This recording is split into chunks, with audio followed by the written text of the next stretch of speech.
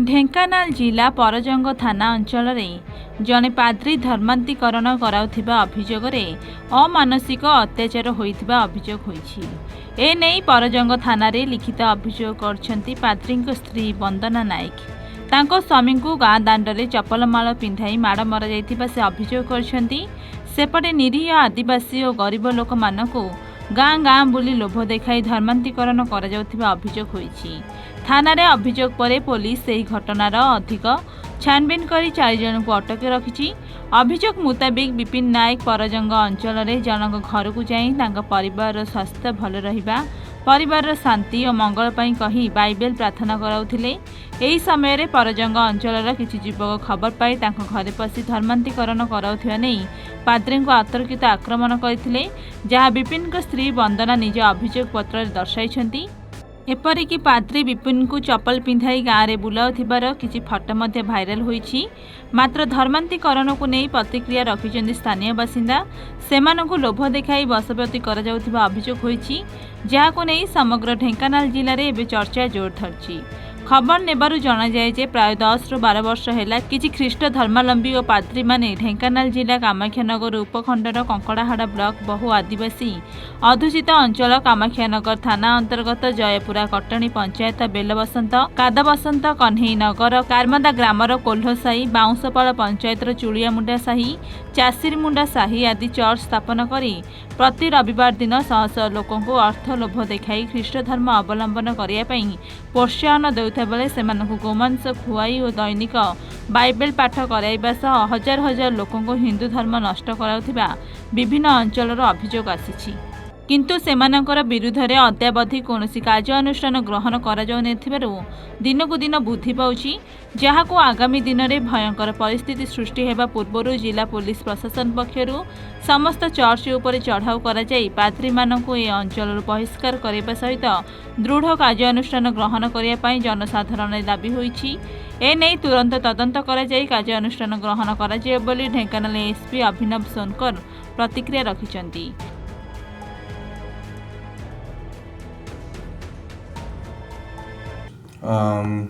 परजंग थाना रे गोटे एफआईआर होती एफआईआर नंबर 41/2026 से एफआईआर को बेस करी आम इन्वेस्टिगेशन ऑलरेडी आरंभ कर देलु। स्पॉट विजिट कराई साक्षी मान बयान रुजु कराई जो एथरे विक्टिम अच्छा मेडिकल एग्जामिनेशन में पठाई ता सहित अक्यूज मान को भी आम डिटेन करूँ। 4टा अक्यूज काली जाई डिटेन जाते आहरी अक्यूज मान को डिटेन करार अच्छी लीगल एक्शन करार अच्छी। एवं जाए जो तथ्य हमको मिली से तथ्य को आगे रखिक आम इन्वेस्टिगेशन जारी रखीचु। सर कौन एफआईआर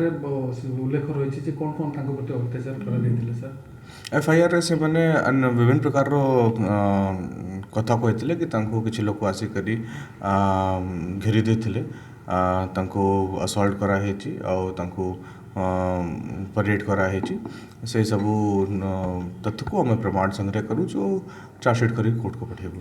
जो मैंने अत्याचार कर आम इन्वेस्टिगेशन करूँ जदि कहार किसी इनवॉल्वमेंट आसो से हिसाब से एक्शन नेबू। गोबर पानी से प्रकार गोबर रो कौन से प्रकार प्रमाण एवं जाए हमको आसी नहीं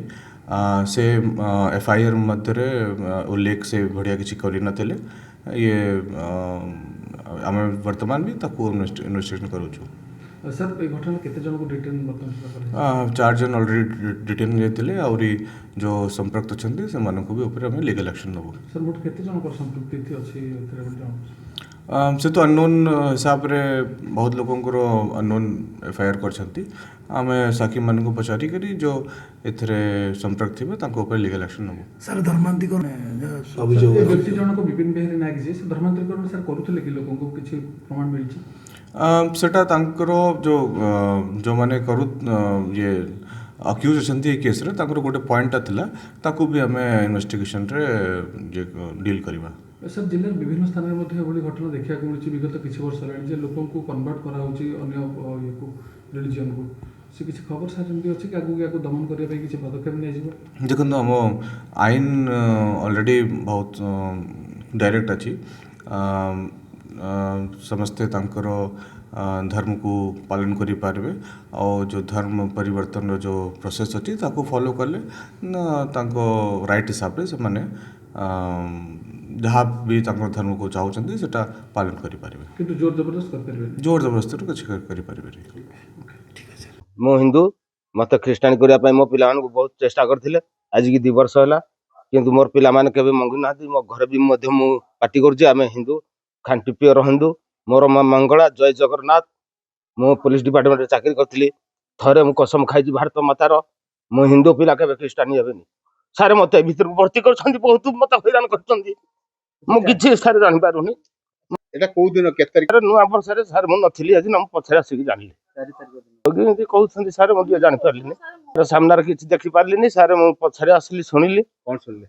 जयंती झगड़ा झांटी आखिरे देखनी खाली झगड़ा झांटा शुणी आखिरे किसी देखनी किंतु मु सार मु प्योर हिंदू सार मोर जगन्नाथ मु सार थरे भारत मातार कसम खाई एति सार मोर अनुरोध मु सार जान नथिल मते माफ करंतु संडे दिन से मैंने आसी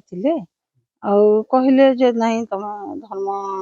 माने ये करने परिवर्तन करने एमती धर्म परिवर्तन कले तुम सब शांति आसो घर परिवार भी शांति आस तुम भी शांति रही पार बोली एमती बुझाऊे आमको तापर तो झगड़ाटी है 4-5 जन सारे मुझे ये करनी अनुमान एत ये करनी केते जन आसते कहीकि तमे कोउ 4-5 संप्रदायर लोक हमको क्रिस्टानी हो बोली कहते कि आम हिंदू लोक सारे आम कहीं क्रिस्टानी हो यात्रा कोन द्वारा लाभ बोली कौन से तो कहले शांति हम कि आम घर को आसी से नुआ वर्ष कि जाने ना सार कही पारि ना जाने से तो कौटी गोटे वर्ष आसते एमती से नुआ वर्ष एमती से कागज गुड़ा कौन बांटा बांटिकी ए वर्ष आसिक बुझाऊे हाँ सार कि आम जाऊनु आम तो हिंदू कहलु आम तो हिंदू आम कहीं क्रिस्टान धर्म नबू के पिला माने आसिले गंडगोलटा है बसिकिना आम सब बुझाऊले आमको बुझाऊले हाँ प्रार्थना किसी बुझाऊले बुझेला समय गंडगोलटा हो पिला कौन मु तो जानी ढेंकानाल अक्षय कुमार नंदक रिपोर्ट एन ओडिशा।